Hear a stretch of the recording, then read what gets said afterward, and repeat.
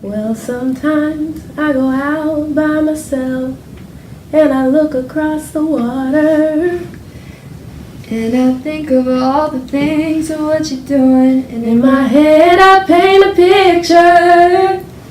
Since I've come on home where my body's been a mess. And I miss your ginger hair and the way you like to dress.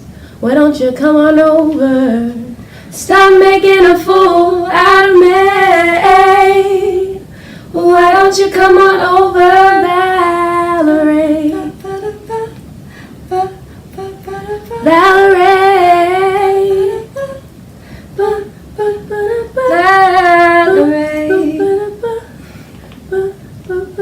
Valerie. Why don't you come on over, Valerie?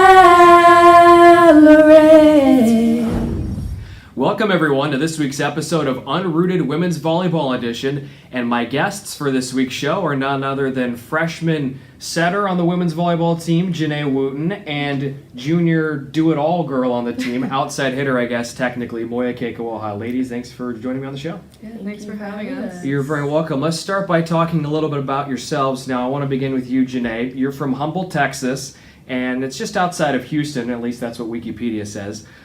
So you are completely away from civilization out there in the great state of Texas. What is it like growing up in a smaller town?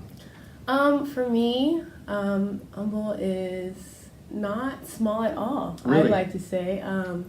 There's a lot going on. There's a lot of big schools. And I mean, I guess you could say it's small because it's right outside of Houston, but like Humble is like its own, little city to me. I mean, we have like our own airport, so You do? We do. Okay. We do. Intercontinental Bush Airport, we do. And I do not live far from it, so yeah, I feel like, I mean, I guess you could say it's small, but for me, it's pretty big. It's pretty big. What's the population? I thought it was about 16,000. That, I do not know. You just know that it's not that small to you. To me, it's not that small. Okay, so what is there to do in Humble? Give me a tour. You can bowl. There's a lot of places to eat. Okay. So Of I course, there has to be, definitely do yeah. that. There's definitely a Tasita High School where I course. went, best school ever. There's just a lot of things. You'd be surprised. I like the bowling part of it. Yeah. You probably didn't know, but I'm a bowler. Oh, really? Yes, so I would actually enjoy that. Oh, okay. That would make me. There's like three different places. 3 different bowling alleys in Yeah. a town that's probably not bigger than 20,000 people. That's incredible, actually. Most places don't even have one anymore. So I enjoy that. That's good. Moea, watching you play is a treat because you're like one of the most acrobatic players on the team, and people that have come on Unrooted have said that you can do handstands and all types of acrobatic flips and twirls. And is that true? Are you really able to do all of that? Not the flips or anything. I like to do handstands and headstands. I could do it since I was a kid. I like to mess around and just jump around and cartwheel whenever I can on the court. It's kind of fun, and it's healthy for you too, like the blood flow to your brain. Like once a day you gotta do that. Once a day I have to do a handstand? Yeah, the blood flow to your brain is really healthy. But I read. What if you can't do a handstand? I don't know. Just hang off the edge of your head or something? Like what? I never heard that. I can't read believe it somewhere. Was it's not gonna hurt me either, so I mean. That's true. It hasn't hurt you yet, anyways. It hasn't hurt you yet. All right, let's talk about the team here a little bit. The Oaks are right now in the middle of a very tight playoff race in the Golden State Athletic Conference, but finding consistency has still been a key for this team. What is the biggest reason for you ladies to go one night winning like you did last week against Arizona and then the next day falling flat against Ottawa? Well, I think as a team we discussed that in this conference anybody can beat anybody on any given day, and it's about who comes out that night and plays at the most consistent, highest level that they can. That's what this conference is all about. That's why there's so many upsets this year, because everyone's at a different consistent level. It's all about consistent support, consistent volleyball, and consistent energy. Mm-hmm. It really is different than it's been in years past. I mean, you hit the nail on the head. It seems like the 1 seed is losing to the 6 or 7 seed on a nightly basis, where in years past it's been, okay, Westmont's going undefeated, 2 seed is, I don't know, Vanguard, and they're going to lose only to Westmont, and then like so on down the line. But it really has been, I guess, refreshing to see that everyone can beat everyone in the conference this year.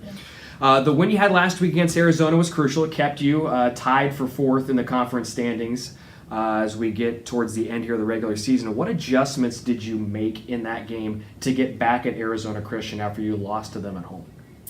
Well, I know we lost to them at home, and I think just going into the game, we just had that in our minds, and we were determined to win. And honestly, like, it came down to, volleyball is a game of mistakes, so who's going to make less mistakes? And I just feel like both teams wanted it, but in that game, we really just wanted it more. Everyone was cheering, we were playing as a team, and, like, we really pulled through, and it felt really good. It was a really good game. I'm sure it felt really good to get 3 sets out of there. Yeah. 3 sets in, 3 sets out, not having to take that 1 to 4 or 5. Mm-hmm. That's always refreshing when you guys Especially pull that off. last game when they beat us. Everyone, there was a little fire in everybody. Like, we gotta beat this. Oh, absolutely. Now, with the season winding down, you have a huge weekend slate against Westmont and the Masters, two of the top teams, not just in the conference, but also in the entire country. What is the biggest thing you have to do this weekend to pull off 1 or 2 upsets? I think the biggest thing would be playing Menlo volleyball. Again, with the consistency coming out of the gates, just energy really hot and really firing. These teams are really tall and they're really big. They're the top 2 teams in the conference, so they're going to get their kills. They have the players that hit straight down. So I think just keeping in mind that they're going to get their kills. We just need to keep on playing our volleyball and minimizing our errors, controlling what we can control. Yeah, really that's been a theme all season long, I feel like, for you ladies. I've heard that from a lot of different players, that if we just play our volleyball, things are going to go well. Now, this weekend also serves as senior night, the final time the 4 seniors will play inside Haynes Prim Pavilion. What have these 4 ladies meant to the program for each of you, not just as players, but also as teammates? They've meant a lot to us. Obviously, Maggie's one of our biggest hitters, and they really they bring a lot of energy, and they're really strong, and we're really going to miss them. A lot of positivity, Yes, and a lot of vocal, a lot of cheering on the side too, so we're going to be missing a lot of that next year. Absolutely. All right, ladies, let's get into the final segment of the show. It's called Brownie Bites. I'm going to ask you 3 off-the-wall questions. Give me your best answers. Question number 1. Which teammate could most likely spell out Moea's full first name? Obviously, Sierra. I would say that too. My name in the Menlo system is not even correct. So Really? Yeah, I don't think a lot of people know about my full name. So obviously Sierra and Emily know about it because they've known me the longest. But Sierra definitely knows how to say it and spell it for sure. So Say it. You want me to say it now? Yes, say it. Okay, I don't say it a lot. Okay, well, I want to hear it. Moea ikama ama ama. I tried to spell it and I did not. Yeah.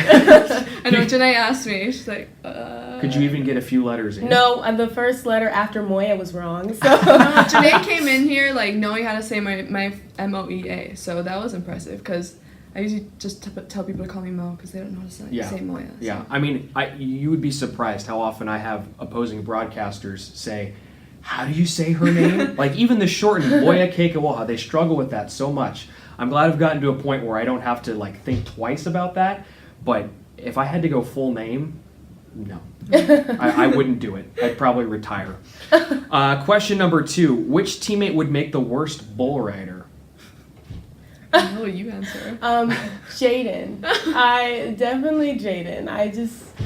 She's not the most coordinated person, and I just feel like, she wouldn't last very well. Yeah. I feel like the fact that she's taller might give her somewhat of an advantage, perhaps, but you don't think so? I guess I don't know enough about I love bull riding. Jaden, but I just... She's off in about half a second, probably. Yeah. Yeah. Okay, that makes sense. And then question number 3, very burning question. Which teammate would make the most creative Baby Shark remix? This one. You're the one who started all this, right? Technically, it was Sierra. I'll give her credit. Fun. She was playing some really good music that day. But I kind of got everyone fired up, and I could totally turn that into a little edge. How are you going to spice that up? Maybe you guys just stay tuned, and I'll come up with something. Oh no! So basically your sophomore season or your senior season is just going to be full of Remixes. Baby Shark remixes all Remixes year. by You can JaNay. count on it. You can count. And Moea, because she's my singing partner, so definitely Singing Moea will be partner. featured. JaNay listens to a lot of music. You'd be surprised.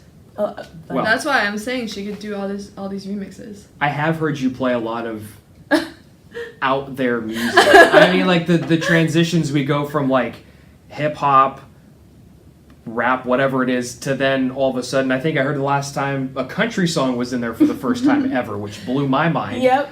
And then we went from that to like Mamma Mia. So, yep.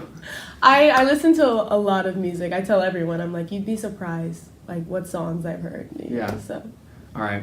Well, ladies, thank you for joining me on the show. I appreciate it. Thanks for Thank having you for us. having us. You're welcome, folks. The women's volleyball team at home for the final time during the 2018 regular season. They will take on Westmont on Friday night at 5:30, and then on Saturday, as part of Oktoberfest, they have their senior night inside Haynes Prim. First serve of that one set for 7 o'clock, and senior night festivities set to take place just minutes prior. Well, this is the last episode in 2018 for Unrooted Women's Volleyball Edition, so you ladies don't have to pick anyone, so I guess you're off easy in that aspect. We thank you for tuning in all season long. We'll have an Unrooted Cross Country Edition episode next week, and then we get into the winter sports season the week after that with basketball and wrestling episodes set to come. So until then, we'll see you next time, and take care, everyone. Well, sometimes I go out by myself and I look across the water And I think of all the things of what you